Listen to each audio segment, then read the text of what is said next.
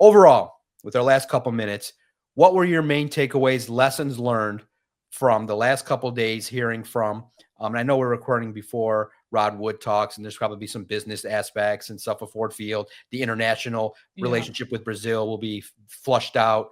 Those are all things you can check out Lions on SI for future information. But the main lessons learned from the key figures in Dan Campbell and Brad Holmes, what were your main lessons learned from these last couple days? Yeah, I'll start real quick with Brad Holmes because we kind of talked about it already. But my biggest takeaway was just their approach, and it was a lot of new information that I felt like we were excited to learn. Like you talk about the approach with the extensions and how they were honest about the fact that they couldn't afford Zadarius Smith. Like this is a team that's completely committed to the guys that they've drafted, and so to hear him confirm that and be so straightforward and honest about it, I thought that was huge. So I'm interested to see how they progress moving forward. As for Dan Campbell, two things. Number one, they are not changing their culture. It doesn't matter who the new coaches are as far as coordinators. I know Kelvin Shepard was an internal guy, but like they are not changing. And they're going to use free agency to supplement their roster, but their full trust is in the guys that they draft and develop.